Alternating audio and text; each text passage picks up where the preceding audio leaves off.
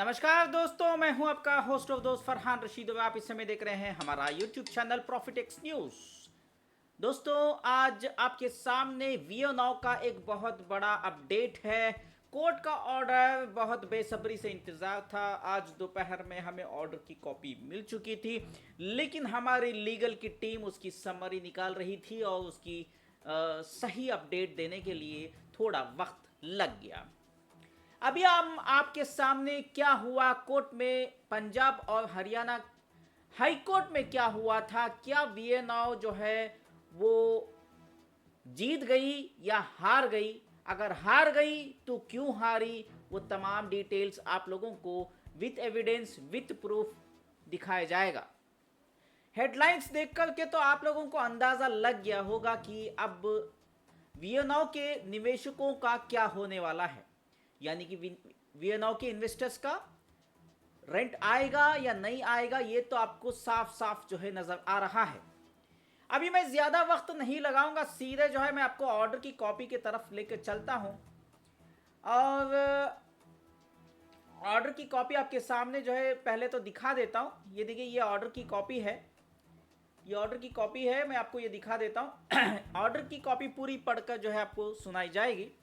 अब ऑर्डर की कॉपी पढ़ने से पहले एक समरी दे देता हूं कि ये ऑर्डर जो आया है Punjab and Haryana high court की जानिब से, वो क्या था जो 17 जनवरी 2025 को आया था।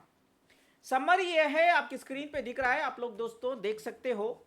समरी ऑफ द कोर्ट का केस नंबर है, इसके ऊपर ज्यादा हम तवज्जो नहीं देंगे, डिटेल्स नहीं जाएंगे। पेटिशनर कौन था? VNO Infotech Private Limited file 2 writ petitions for relief against Enforcement Directorate यानी कि ED actions including the freezing of accounts and investigation under the Foreign Exchange Management Act FEMA and Prevention of Money Laundering Act PMLA Act. दो जो है petition डाली थी VNO Infotech Private Limited ने, respondents Union of India and Directorate of Enforcement, यानी कि Union of India और ED को पार्टी बनाया था। की एलिगेशंस बाय ईडी, एलिगेशंस क्या इल्जाम लगाती है? Undisclosed foreign remittances bye group companies, यानी कि जो है फॉरेन रेमिटेंसेस यानी कि बाहर से, इंडिया से बाहर से पैसा जो है कंपनी में, बहुत सारा पैसा जो है इसमें डिस्क्लोज नहीं किया, ट्रांसपेरेंसी नहीं थी, इसका उल्लंघन हुआ है और फॉरेन से पैसा इंडिया के अकाउंट्स में लेकर आए, इन्वेस्टमेंट्स लेकर आए हैं। Suspicious of money laundering and fraudulent investment schemes involving over 2,236 crores from 25,000 plus investors, यानी कि ईडी को शक ये है कि ये एक मनी लॉन्ड्रिंग का केस है और इसमें एक फ्रॉड इन्वेस्टमेंट स्कीम चलाई गई है, जिसका ईडी कहती है कि 2,236 करोड़ का घोटाला है और करीब करीब 25 निवेशकों को वीएनओ ने धोखा दिया है, ये ईडी का दावा है। Selling non existent cloud particles and using funds from new investors to pay old ones, Ponzi like scheme, यानी कि पुराने इन्वेस्टरों का पैसा लेकर के नए इन्वेस्टरों को दिया जा रहा है वीएनओ में, और जो क्लाउड पार्टिकल्स है ही नहीं है उन चीजों को बेचा जा रहा है। इसका मतलब ये जो है एक पोंजी स्कीम है। कोर्ट फाइंडिंग्स, कोर्ट क्या कहता है? चौथा point, the ED actions including search and seizure followed the law under FEMA and PMLA. No prior notice is required under section 37 of FEMA or section 17 of PMLA for such actions. तो ED का कहना यह है, ED का action यह है कि उन्होंने जो है जो छापा मारा था वीएनओ के डायरेक्टर्स के एसेट्स पर और कंपनी के ऑफिसर्स पर, और जो भी अटैच किया और सीज किया प्रॉपर्टीज को या बैंक अकाउंट को जो अटैच कर दिया, फ्रीज कर दिया बैंक अकाउंट्स को, ये तमाम जो है फेमा के सेक्शन 37 का और सेक्शन 17 पीएमएल एक्ट जो ईडी का एक्ट होता है, इनके तहत कोई उल्लंघन नहीं किया। ये साफ जो है ये एलिगेशन इनके ऊपर बनता है, उनके पास एविडेंसेस हैं। Petitioners claim of procedural violations lacked merit, यानी कि वीएनओ की मैनेजमेंट और इनका वकील ने दावा किया था कि ईडी जो है गलत जो है इल्ज़ाम लगाए हैं और प्रोसीजर जो है ठीक से फॉलो नहीं किया गया। ये मैं आगे बताता हूँ, ये पूरा जो है ये सिर्फ समरी है, क्या कहानी है पूरा जानकारी, मैं सिर्फ शॉर्टकट में, जो लोगों को शॉर्टकट में अपडेट चाहिए वो समरी दे रहा हूं। फिफ्थ पॉइंट है decision, dismissal of writ petition, यानी कि कोर्ट का फाइनल डिसीजन क्या है। The court decline to interfere with the ongoing investigation citing sufficient legal safeguards under the law. Court का कहना यह है, डिसीजन यह है कि वो इस केस को जो वीएनओ ने ईडी के ऊपर किया है इसको टोटली डिक्लाइन करती है, यानी कि इसको रिजेक्ट कर देती है, इसको मना कर देती है, और कहती है कि जो ईडी जो इन्वेस्टिगेशन कर रही है वो सही है और कानून जो है लोगों का पैसा बचाने के लिए ये काम करना जरूरी है और ये कानून इसकी इजाजत देता है। Petitioners are directed to present their case before the adjudicating authority under FEMA and PMLA।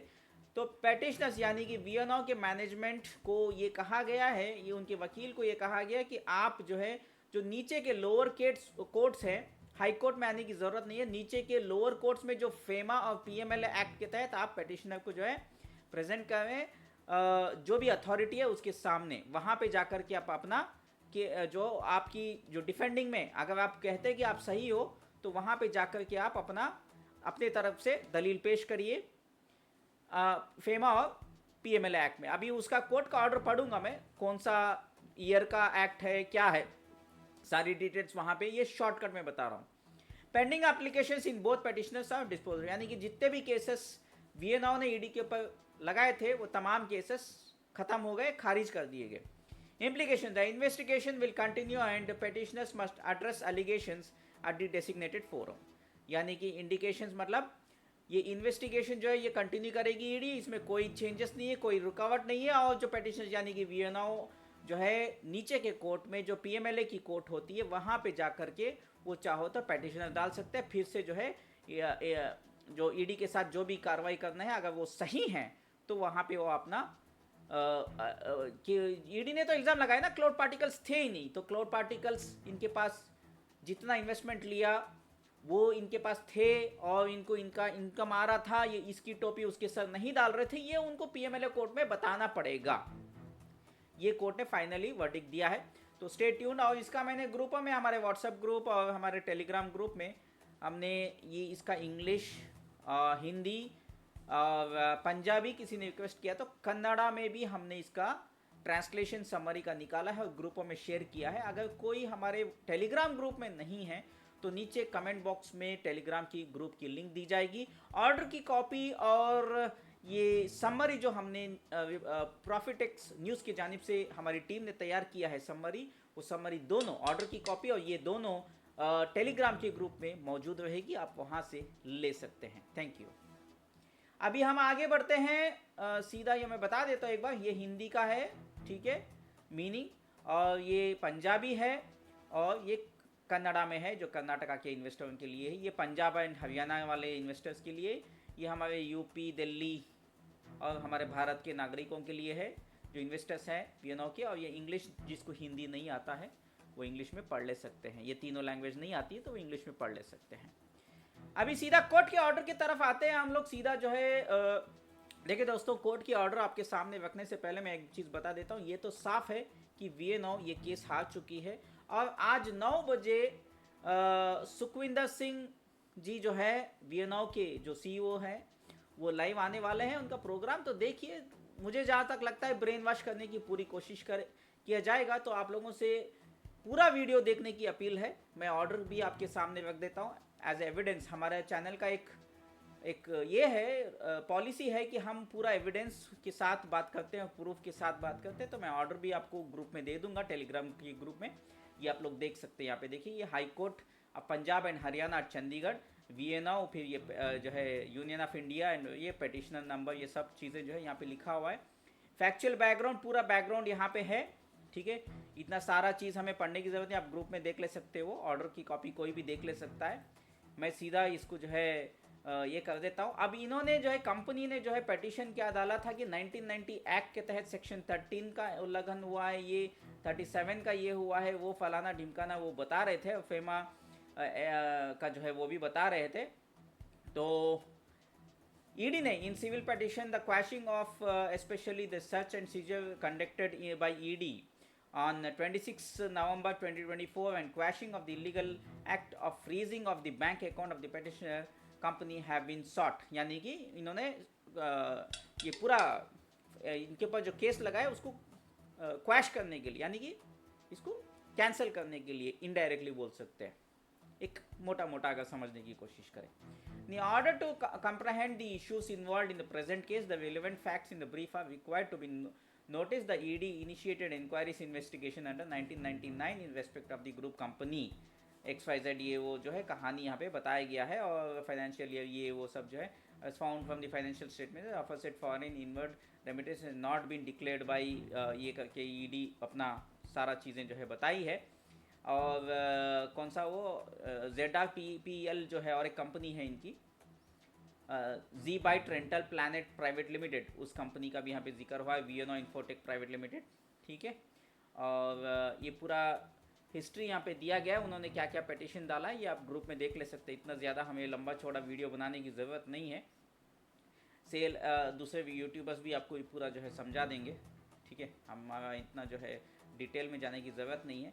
ये पूरा एविडेंस जो रखती है, और VD जो बोलती है, it has been revealed from the entries in the HDFC and ICC bank that VMSL यानी कि VNOW has received a total sum of 2,236 crores. यानी कि इनको पता चलता है कि HDFC और ICC बैंक में 2,236 करोड़ इन्होंने टोटल इन्वेस्टमेंट लिया है, यानी कि ये 2,236 करोड़ का घोटाला है.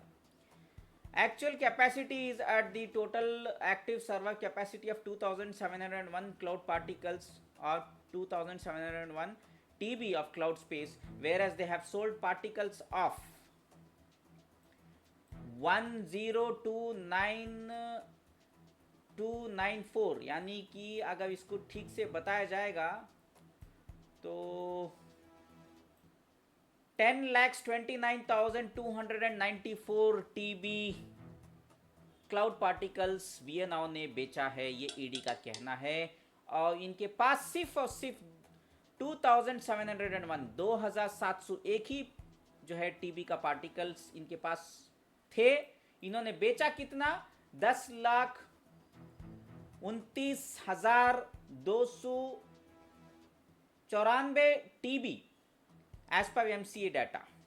और अगर as per bank account credits अगर बताया जाए तो ये MCA के डाटा के हिसाब से इतना बताया जा रहा है, 10,29,294 TB.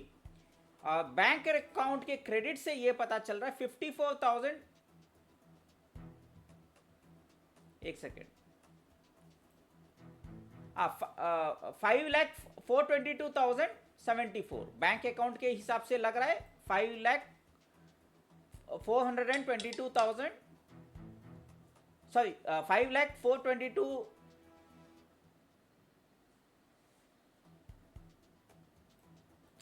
सॉरी अरे यार 5,42,274 TB.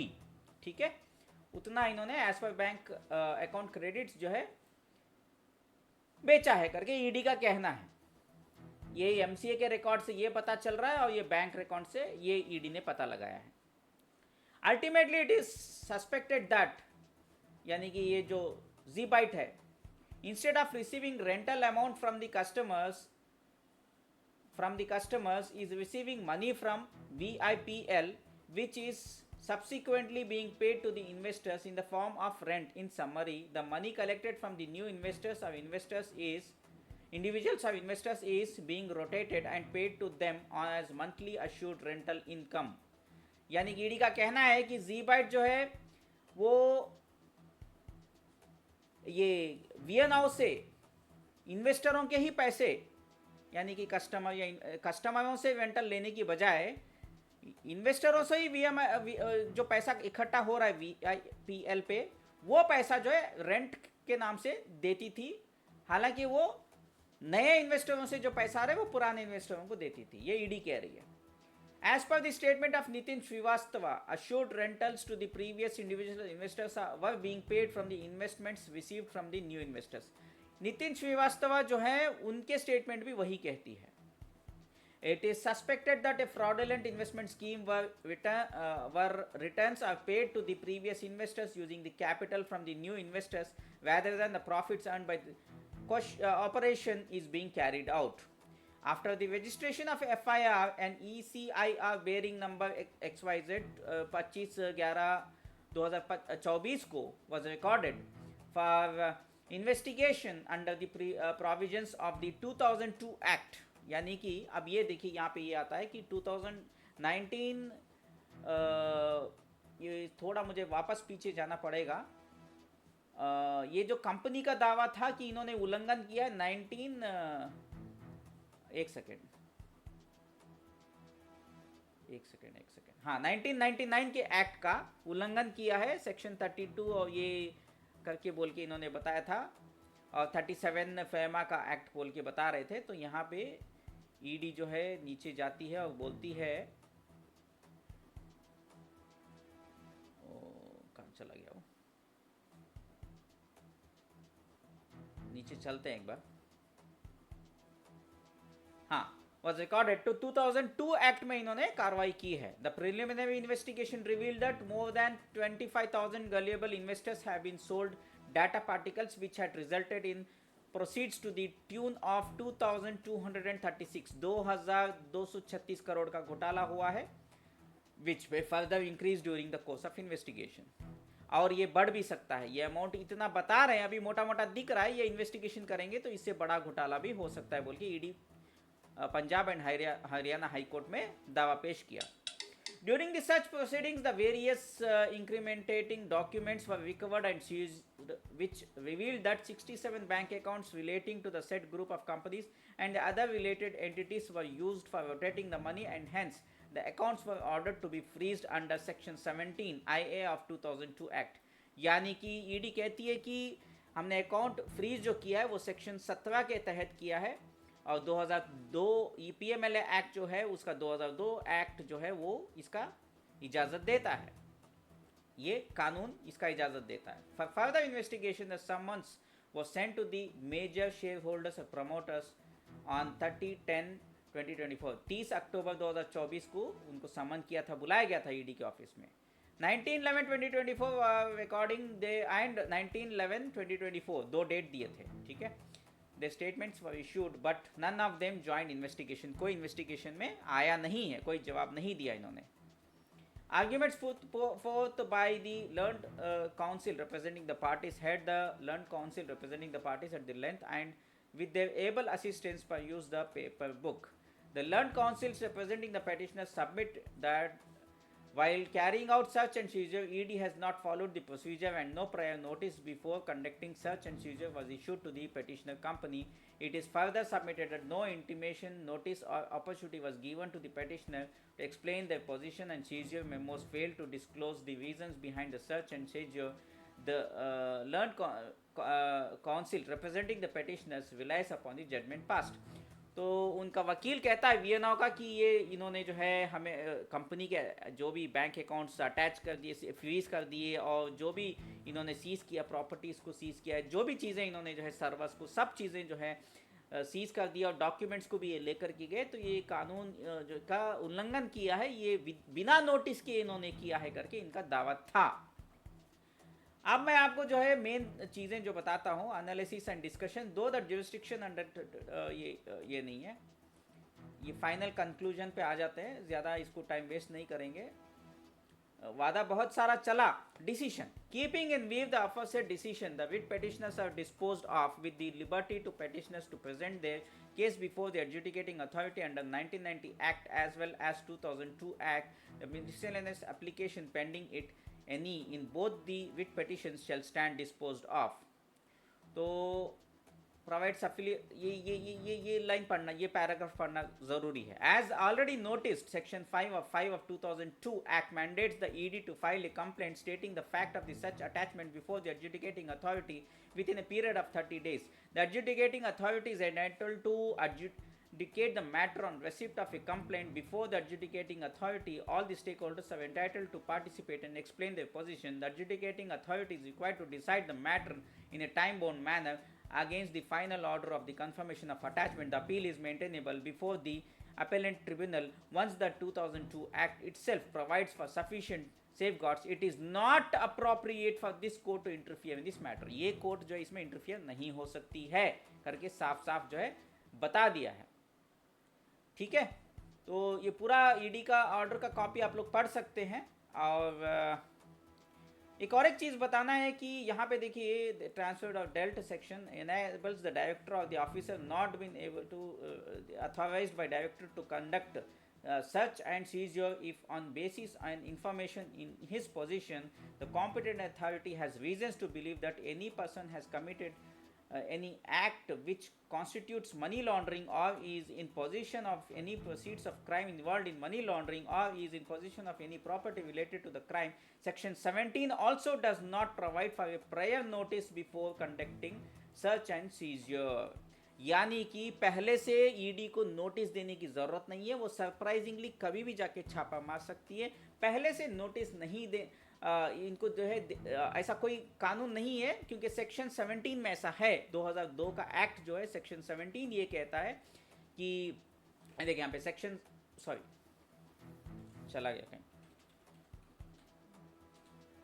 सेक्शन 17 में मैं आता हूँ। ठीक है, सेक्शन 17 हाँ, section 17 of 2000 act enables the director.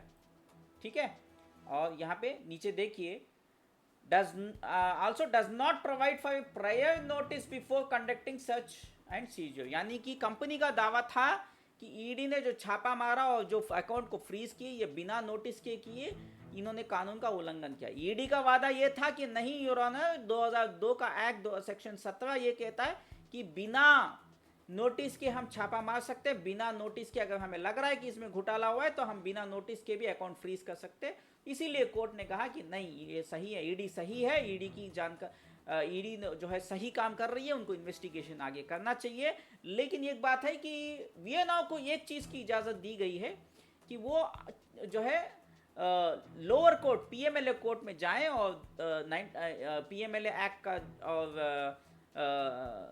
FEMA का जो एक्ट है, इन दोनों एक्ट के तहत वो पीएमएलए कोर्ट में जाएं और वहाँ पे अपना प्रूफ एविडेंस, अगर ये ईडी कह रही है कि इसकी टोपी उसकी पिनाई गई है तो आपको ये बताना होगा कि आपके पास वाकई में 10 लाख चिल्लर जो भी पार्टिकल्स है वो थे आपके पास, वो आपको प्रूफ एविडेंस देना पड़ेगा और आप जेन्युइन हैं, आपको प्रॉफिट हो रहा था, ये तमाम चीज़ें आपको एविडेंस पेश करना पड़ेगा, तब जाके ये कर सकते। ये कोर्ट, हाई कोर्ट जो है इस मामले में इंटरफियर नहीं कर सकती।